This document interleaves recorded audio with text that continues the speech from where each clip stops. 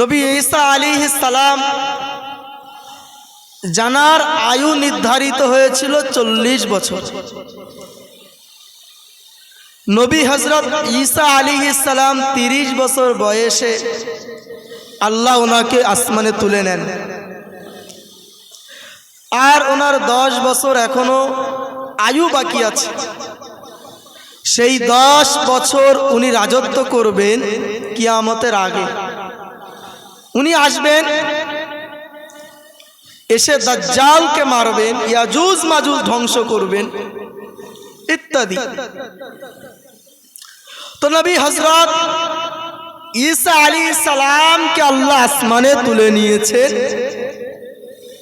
তুলে নেওয়ার পরে 570 বছর পরে জাহিলিয়াতের যুগে আমার আপনার নবী মুহাম্মদুল আরবি সাল্লাল্লাহু আলাইহি ওয়াসাল্লাম ধরার বুকে তাশরীফ নিয়ে এসেছেন। একটু জোরে বলি সুবহানাল্লাহ। এই যে একটা লম্বা ব্যবধান 570 বছর, এই যুগটাকে বলা হতো যুগে জাহিলিয়া, অর্থাৎ আইয়ামে জাহিলিয়া, মূর্খতার যুগ। শিক্ষিত ছিল না, না ছিল ইসলামের কোনো জ্ঞান কাণ্ড, হাদিস কোরআনের এক কথা আল্লাহর আয়াতের, আল্লাহর হুকুম আহকাম কোন রকম দুনিয়ায় চলতো না। মানুষ এই যুগে এত খাতারনাক ছিল, একে অপরকে সম্মান দিত না, ভাই ভাইকে সম্মান দিত না, পরিষ্কার মানুষ কালোদের সম্মান দিত না, পাশে দাঁড়াতো না, হাত মোসাফা করতো না। বড় লোকেরা গরিবদেরকে ছোট লোক মনে করত। বর্তমান সেই জামানা আবার ফিরে এসেছে। তো ভাই বাবাজিরা, সেই জামানায় যদি স্বামী মারা যেত, স্ত্রীকে একটা তাফসীরে জালালাইনের মধ্যে এসেছে, সেই জামানায় স্বামী মরে গেলে স্ত্রীকে একটা কুঠিরের মধ্যে, একটা রুমের মধ্যে বন্ধ করে দেওয়া হতো। সেটা এমন একটা রুম, সেই রুমের মধ্যে কোনো নেই দরজা, যার মধ্যে থাকে না কোনো জানালা, নিচেই শুধু একটা থালা যাওয়াসার মতন জায়গা। সেই রুমের মধ্যে পায়খানা পেশাব সব করবে, আবার ওখানে থাকবে না, কোনো গোসল করার জায়গা আছে, সমস্ত দিক থেকেই বন্ধ। 1 বছর পরে ওই ঘরটাকে ভাঙা হবে, তারপর একটা বড় পাঠা সেই মহিলার কাছে পাঠানো হবে। পাঠা পাঠানোর পরে ওই পাঠা ওই মহিলার গুপ্তাঙ্গই মুখ লাগাবে। লাগানোর পরে ওই পাঠার নেদ পায়খানা নিয়ে ওই মহিলার সারা গায়ে মাখানো হবে। এক কথা ওটা মাখিয়ে ওদের কাছে পবিত্র করা হয়। পবিত্র করার পরে ওইভাবে রুম থেকে তাকে বার করে তারপরে গোসল করে তারপরে অন্য জায়গায় বিয়ে দিতে পারে। এটাই হলো আইয়ামে জাহিলিয়াতে যুগের আলামত। বিশ্বনবী সেই যুগে এসেছে, যে যুগে মানুষ মানুষকে ইজ্জত দিত না, যে যুগে মানুষ মানুষকে সম্মান করত না, যে যুগে মানুষদের কন্যা সন্তান হলে ওই কন্যা সন্তানদেরকে জিন্দা অর্থাৎ জীবিত মাটির মধ্যে পুঁতে দিত। একটু জোরে বলি নাউজুবিল্লাহ। সেই যুগে আমার আপনার নবী মুহাম্মদ সাল্লাল্লাহু আলাইহি সাল্লামকে আল্লাহ দুনিয়ায় পাঠিয়েছে। বিশ্বনবী দুনিয়াতে এসেছেন, তার আসার আগে অনেক নিয়ামত দুনিয়াতে দেখা গিয়েছে। আরবে দুর্ভিক্ষ চলছিল, কড়া চলছিল, মানুষের খাওয়া হতো না, গাছপালা মানে এক কথা পানির অভাবে ফলমূল কিছুই হতো না, মানুষ অভাব অনাটানে একেবারে মরে যাওয়ার অবস্থা। বিশ্বনবী দুনিয়ার বুকে এসেছে, আলহামদুলিল্লাহ, প্রত্যেক গাছে গাছে ফল ফুলে ভরে গিয়েছে, মানুষের মধ্যে বরকত নেমে এসেছে। একটু জোরে বলি সুবহানাল্লাহ। ভাই বাবাজি, সেই জামানা, এই কোছে কথা বলো না, সেই জামানায় আমার আপনার নবী মুহাম্মদ সাল্লাল্লাহু আলাইহি সাল্লামকে পাঠানো হয়েছিল এবং তানার কারণে অঢেল অঢেল বরকত দুনিয়ার মধ্যে ঢেলে দেওয়া হয়েছিল। একটু জোরে বলি সুবহানাল্লাহ। ভাই বাবাজিরা, একদিনকার ঘটনা। বিশ্বনবী মুহাম্মদুল আরবি সাল্লাল্লাহু আলাইহি ওয়াসাল্লামের আম্মা আমিনা রাস্তা দিয়ে হেঁটে হেঁটে যাচ্ছিলেন। হঠাৎ যেতে হযরত আমিনা রাস্তা দিয়ে হেঁটে হেঁটে যাচ্ছিলেন। যাওয়ার সময় মানুষেরা পিছনে একটাই খুশবু পেতে লাগলো। আমিনা যে রাস্তায় দিয়ে যায়, ওই রাস্তা দিয়ে শুধুমাত্র খুশবু নয়, সেই খুশবুটা হলো মেশকে আম্বারের থেকে অতুলনীয় গন্ধ। ওই খুশবুটা আম্মা আমিনার শরীর থেকে বার হয়ে চতুর্দিকে ছড়িয়ে যাচ্ছে। শুধু তাই নয়, আমিনা হেঁটে হেঁটে যেদিকে যায়, ওই খুশবুটা সেদিকেই ছড়িয়ে যায়। এই কথাটা যখন পুরো এলাকায় ছড়িয়ে গেল, ওই সময় মানুষেরা দল বেঁধে আব্দুল মুত্তালিবের কাছে চলে গেল। ও আব্দুল মুত্তালিব, তুমি কি হুকুম করে দিয়েছো, যার স্বামী মারা যাবে সে কোনো রকম সাজগোজ করতে পারবে না, যার স্বামী মারা যাবে কোনো রকম খুশবু ব্যবহার করতে পারবে না। কিন্তু তোমার বৌমা আমিনা, তোমার ছেলে আব্দুল্লাহ মারা গিয়েছে। আব্দুল্লাহ মারা যাবার পরে তোমার বৌমা খুশবু লাগিয়ে রাস্তা দিয়ে ঘুরে ঘুরে বেড়ায়। আব্দুল মুত্তালিব এই নিয়ম করে দিয়েছিল। আব্দুল মুত্তালিব ছিলেন সাইয়্যিদু কওমিহি, তিনি তার গোত্র কুরাইশের সরদার ছিলেন।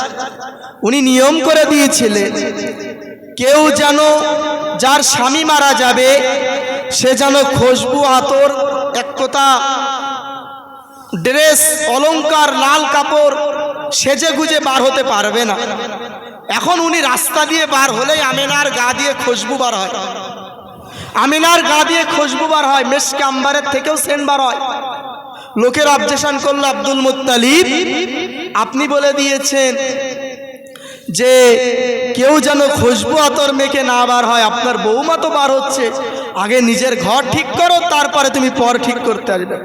আব্দুল মুত্তালিব কুরাইশ গোত্রের নেতা রেগে যাবার পরে নিজের বৌমাকে ডাক করালো, ওরে আমিনা সেদিকে এসো, কি ব্যাপার?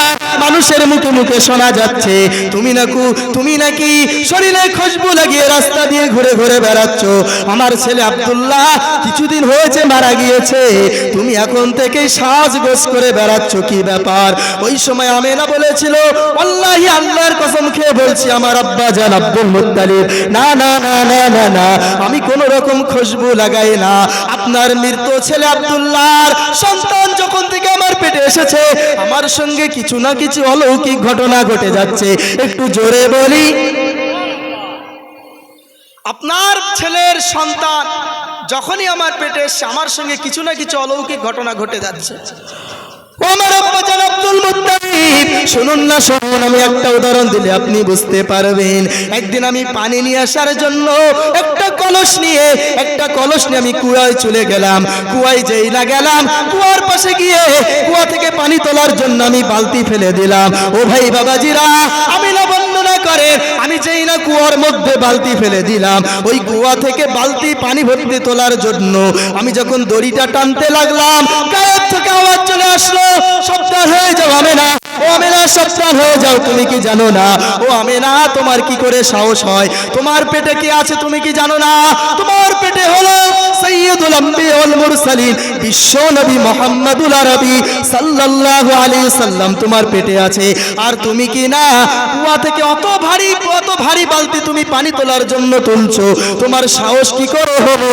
তোমার পেটের মধ্যে যে বাচ্চা আছে, তার যদি কোনো ক্ষতি হয়ে যায় তাহলে কি হবে? এই বলে আমিনা বর্ণনা করে, আব্বা জান আমি চমকে গেলাম, আমি ভয় পেয়ে গেলাম।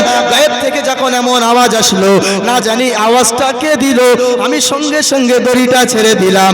আমি আমিনা দেখতে লাগলাম কুয়া থেকে আপনি এমনি ভাবে ওই পানির বালতির একা উপরে চলে আসলো। একটু জোরে হবে না? এগুলো কার মুজিজার কারণে হয়েছে? বিশ্ব নবীর কারণে। একটু জোরে বলি না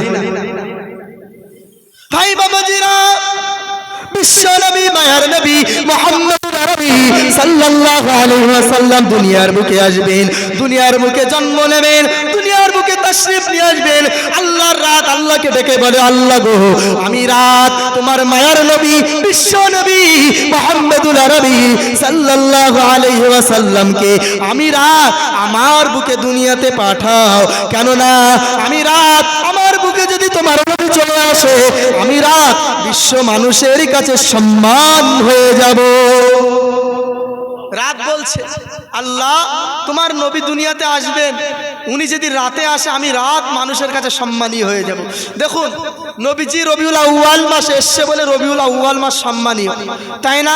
নবীজি মক্কায় জন্মগ্রহণ করেছেন বলে মক্কা শরীফ, নবীজি মদিনায় ওনার রওজা আছে বলে মদিনা শরীফ, নবীজি যেখানেই গিয়েছেন সেটা সম্মানের জায়গা হয়ে গিয়েছে। একটু জোরে বলি না সুবহানাল্লাহ। এই যে নবীজি জন্ম নিয়েছেন, কেউ বলেছেন 12 রবিউল আউয়াল, কেউ বলেছেন 9 রবিউল আউয়াল, কেউ বলেছেন 10 রবিউল আউয়াল, কেউ বলেছেন 11 রবিউল আউয়াল, কিন্তু বড় বড় উলামাদের মত হলো এটাই, নবীজি সাল্লাল্লাহু আলাইহি সাল্লাম জন্ম নিয়েছেন 12 রবিউল আউয়াল। একটু জোরে বলি না। সেই 12 রবিউল আউয়ালটা মানুষের কাছে সম্মানীয় কি সম্মানীয় নয়? ও ভাইরা, আল্লাহর দিন, আল্লাহকে দেখে বলো, ও আল্লাহ আমি তোমার দিন, তোমার নবী মুহাম্মদুল আরবী সাল্লাল্লাহু আলাইহি ওয়াসাল্লামকে, তোমার নবী মুহাম্মদকে আমি দিন আমার বুকে দুনিয়াতে প্রেরণ করো। যদি আল্লাহ তুমি আমি দিন আমার বুকে তোমার মুহাম্মদকে প্রেরণ করো, আমি দিন মানুষের কাছে সম্মানীয় হয়ে যাব। আল্লাহ রাব্বুল আলামিন দিন রাত কারোর কষ্ট দিলেন না। আল্লাহ রাব্বুল আলামিন বিশ্ব নবীকে সুবে সাদিকের সময় দুনিয়াতে পাঠিয়ে দিলেন, সুবে সাদিকের মাঝখানে, অর্থাৎ না রাতেও না দিনে, না দিনে না রাতে বিশ্বনবী দুনিয়ার বুকে এলেন। ও ভাই বাবাজি, বিশ্বনবী দুনিয়াতে এসেছেন, আসার পরে বিশ্বনবী মায়ার নবী মুহাম্মদুল আরবী সাল্লাল্লাহু আলাইহি ওয়াসাল্লাম যখন দুনিয়াতে এসেছেন, দুনিয়াতে আসার পরে বিশ্বনবী মায়ার নবী মুহাম্মদুল আরবী দুনিয়াতে আসার পরে দেখা গেল আব্দুল মুত্তালিব নবীজির দাদা দেখলেন কাবা ঘরের মধ্যে যেগুলো ঠাকুর ছিল সকল ঠাকুরগুলো ভেঙে সেজদায় পড়ে গিয়েছে নবীজির সম্মানার্থে। ও ভাই বাবাজিরা, শুধু তাই নয়, দুনিয়ার বুকে যত রাজা বাদশাদের সিংহাসন ছিল বিশ্ব নবী মায়ের নবী মুহাম্মদুল আরবী সাল্লাল্লাহু আলাইহি ওয়াসাল্লাম যেই দুনিয়ার বুকে জন্ম নিলেন, ওই সময় সমস্ত রাজা বাদশাদের সিংহাসনগুলো ভেঙে চুরমার হয়ে গিয়েছিল। বিশ্ব নবী আসার কারণে রাজা বাদশাদের সিংহাসনগুলো ভেঙে গিয়েছিল। একটু জোরে হবে না? কথা বুঝে আসছে তো? কথা বুঝে আসছে, হ্যাঁ কিনা বলে? ভাই বাবাজিরা মন দিয়ে শুনুন। ও ভাই বাবাজিরা, বিশ্ব নবী মায়ের নবী মুহাম্মদুল আরবী সাল্লাল্লাহু আলাইহি ওয়াসাল্লাম যখন দুনিয়ার বুকে তাশরীফ নিয়ে আসলেন, ওই সময় আরবের একটা রীতি ছিল, শহরের বাচ্চাদেরকে গ্রামে পাঠানো হতো, শহরের বাচ্চাদেরকে গ্রামে পাঠানো হতো। তার কারণ হলো গ্রামের অঞ্চলের ভাষা খুব ভালো ছিল, বাচ্চাদেরকে ওখানে পাঠানো হতো, দুধ পান করানো হতো, আর তারা সেখানকার ভাষা শিখাত। এই ভেবে এই নিয়মটা চালু ছিল আরবের মধ্যে। এখন নেই, আগে এটা খুব ছিল জাহিলিয়াতের যুগে। এখন ওই এলাকা থেকে, ওই আরবের মধ্য থেকে, তায়েফ থেকে কিছু মহিলা মক্কা নগরে আসে বাচ্চা নেওয়ার জন্য। ওই বাচ্চা নিয়ে আসার মধ্য থেকে, যারা নিতে আসছে তাদের মধ্য থেকে একজন সৌভাগ্যবতী মা ছিলেন, নাম তার হযরতে হালিমাতুস সাদিয়া রাদিয়াল্লাহু আনহা। হযরত হালিমাতুস সাদিয়া রাদিয়াল্লাহু আনহা বাকি দাইমাদের সঙ্গে বাচ্চা নেওয়ার জন্য মক্কার দিকে রওনা হয়েছে। তো সকলেই তেজ গতিতে গাদা উট যে যা পেরেছে ঘোড়াই করে হোক মক্কায় চলে গিয়েছে। কিন্তু গরিব অসহায় দুর্ভাগ্য অর্থাৎ ভাগ্যবতী মা হালিমাতুস সাদিয়া রাদিয়াল্লাহু আনহা একটা দুর্বল গাদার পিঠে আস্তে আস্তে করে মক্কার দিকে রওনা হচ্ছে বাচ্চা নেওয়ার জন্য। হযরত হালিমাতুস সাদিয়া রাদিয়াল্লাহু আনহা যেই মক্কা নগরে পা দিলেন, গিয়ে দেখলেন আগে তার যে সমস্ত সঙ্গী সাথীরা বাচ্চা নেওয়ার জন্য মক্কায় এসেছিল, তারা সবাই বাচ্চা নিয়ে যে যার ঘরে ফিরছে। হালিমা বলছে হয়তো আর বাচ্চা পাবো না। আব্দুল মুত্তালিব ডেকে বলে, হালিমা,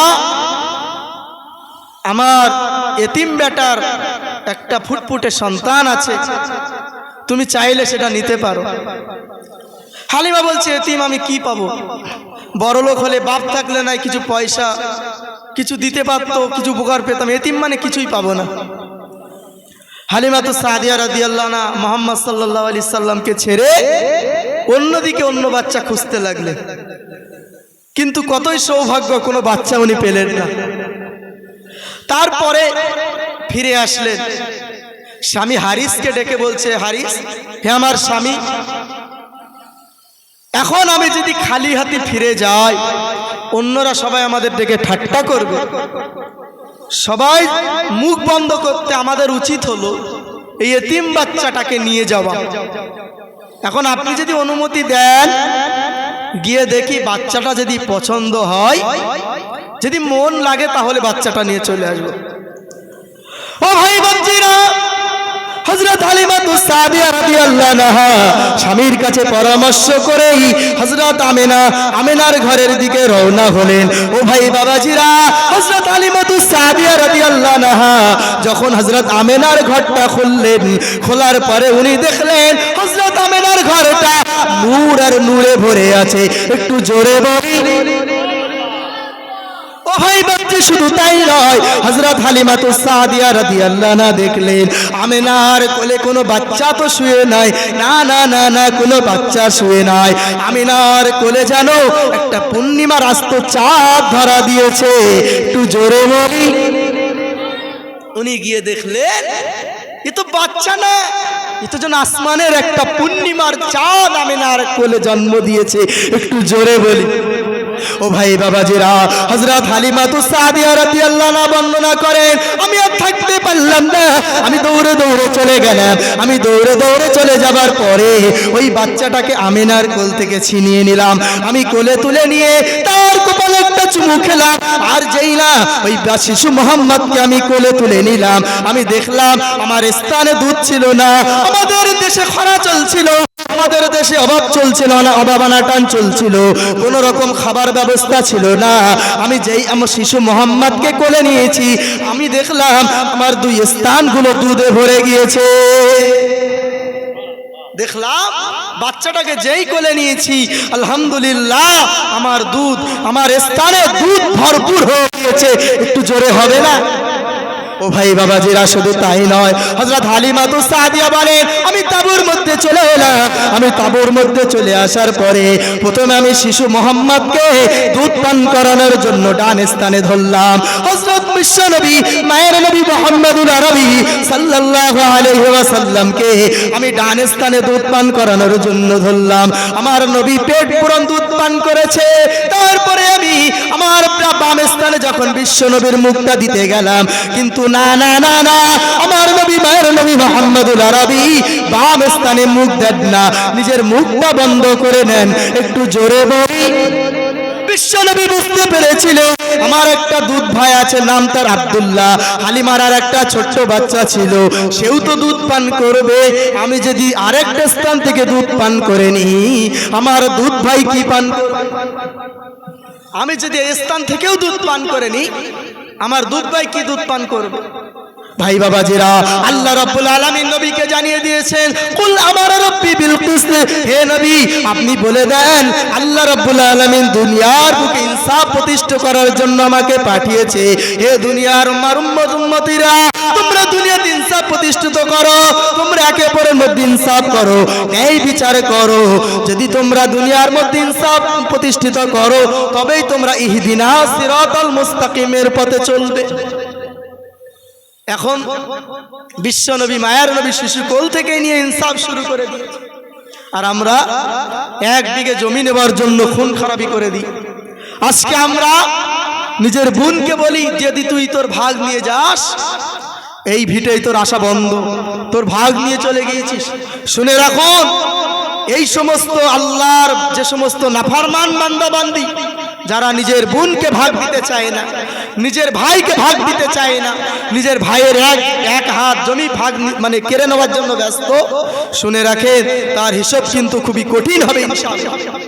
ওই জমিগুলো কাল কিয়ামতের মহাময়দানে আল্লাহ আরো অনেক গুণে বাড়িয়ে দিবে, দিয়ে তার কাঁধের উপরে বোঝা তার কাঁধের উপরে ঝুলিয়ে দেবে এবং তাকে বলবে হাট। যারা দুনিয়াতে জমি মেরে খায় এদেরকে কিয়ামতের মাথায় শাস্তি দেওয়া হবে, ওই জমিটা আরো বড় করে তার গলায় ঝুলিয়ে দেওয়া হবে। আল্লাহ রাব্বুল আলামিন আমাদের সকলকে থেকে বাঁচাক, সকলে বলি আল্লাহুম্মা আমিন। ও ভাই বাবাজিরা, বিশ্ব নবী মায়ার নবী মুহাম্মদুল আরবি সাল্লাল্লাহু আলাইহি ওয়াসাল্লামকে নিয়ে আম্মাজান হালিমা বাড়ি চলে এলেন। বাড়ি চলে আসার পরে হযরত হালিমাতুস সাদিয়া রাদিয়াল্লাহু আনহা তানার দুধ হযরত বিশ্ব নবী মায়ার নবী মুহাম্মদুল আরবি সাল্লাল্লাহু আলাইহি ওয়াসাল্লাম সেখানে বড় হতে লাগলেন। বিশ্ব নবী মায়ার নবী মুহাম্মদুল আরবি সাল্লাল্লাহু আলাইহি ওয়াসাল্লাম মাত্র 9 মাসে কথা বলতে শুরু করেছেন। হালিমা বর্ণনা করে মায়ার নবী বিশ্ব নবী সবার থেকে একটু আলাদা ছিলেন, কারোর সঙ্গে বেশি কথা বলতেন না। আমার নবী মায়ার নবী যখন পেশাব পায়খানা লাগলো কাঁদতেন। বিশ্ব নবী মায়ার নবী মুহাম্মদুল আরবি সাল্লাল্লাহু আলাইহি ওয়াসাল্লাম বেশি কথা বলতেন না। আমার নবীর যখন পেশাব পায়খানা লাগতো আমার নবী কাঁদতেন। হালিমা বুঝতে পারতেন, তখন বাইরে নিয়ে গিয়ে পেশাব পায়খানা করিয়ে আনতেন। ও ভাই বাবাজিরা, শুধু তাই নয়, বিশ্ব নবী মায়ের নবী মুহাম্মদুল আরবি সাল্লাল্লাহু আলাইহি ওয়াসাল্লাম আস্তে আস্তে ওনার বয়স যখন 2 বছর হয়ে গেল, উনি লক্ষ্য করলেন ওনার দুধ বোন সাইমা এবং ওনার দুধ ভাই আব্দুল্লাহ দুজনা মিলে ছাগল চড়াতে যায়। উনি লক্ষ্য করলেন ওনার দুধ বোন সাইমা এবং দুধ ভাই আব্দুল্লাহ ছাগল চড়াতে যায়। এইটা যখন লক্ষ্য করলেন উনি হালিমার কাছে গিয়ে বললেন, মা হালিমা, আমার দুধ ভাই যেখানে যায় আমিও ছাগল চড়াতে যাব। হালিমা প্রথম তো রাজি হয় না, পরে রাজি হয়ে গেল। তারপরে হযরত বিশ্বনবী মায়ার নবী মুহাম্মদুল আরবি সাল্লাল্লাহু আলাইহি ওয়াসাল্লাম বললেন, মা হালিমা, আমাকে একটা ছোট্ট ছাগলের বাচ্চা দেন, কেননা আমার ছাগলের বাচ্চা খুবই ভালো লাগে। আমি ছোট বাচ্চারা বাচ্চা ভালোবাসে কি বাসে না?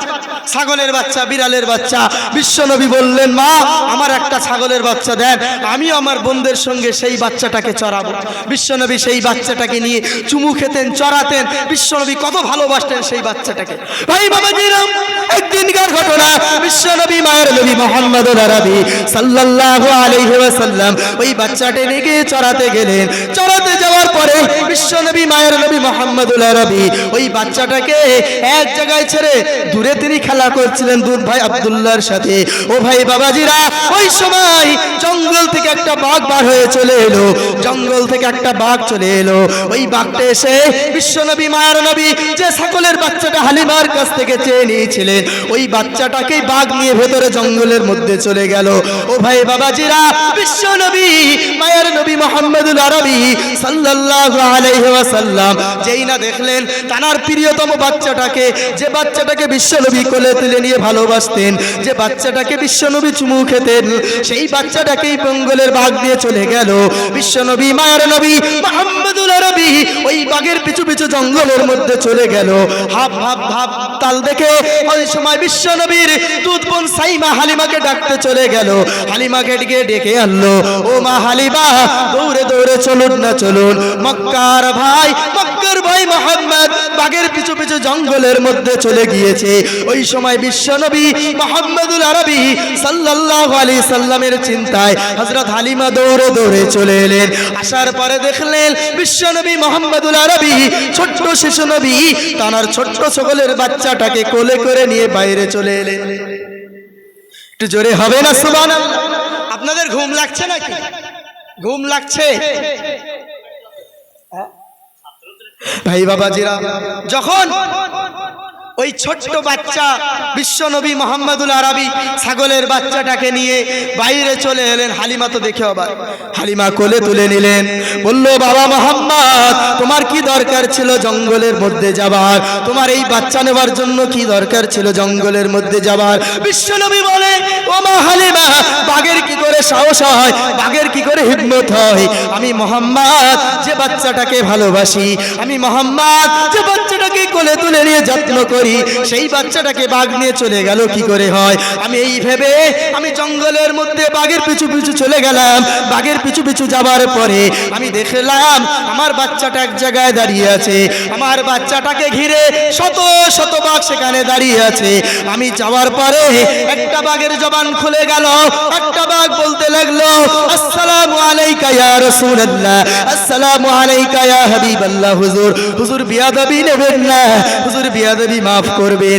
আমরা বাঘ, আমরা হলাম হিংস্র প্রাণী, আমাদের দেখে মানুষেরা ভয় করে। আমরা শুনেছি আপনি দুনিয়ার বুকে তাশরিফ এনেছেন ইয়া রাসূলুল্লাহ, আমরা শুনেছি আপনি হালিমার ঘরে এসেছেন ইয়া রাসূলুল্লাহ, আমরা শুনেছি আপনি এই জঙ্গলে ছাগল চড়াতে আসেন, আমরা আপনাকে ভালোবাসি ইয়া রাসূলুল্লাহ। আমাদের দেখে মানুষেরা ভয়তে পালাবে, অথবা মানুষেরা আমাদের দ্বারা জখম হবে, ওই জন্য আমরা বাইরে যেতে পারি না।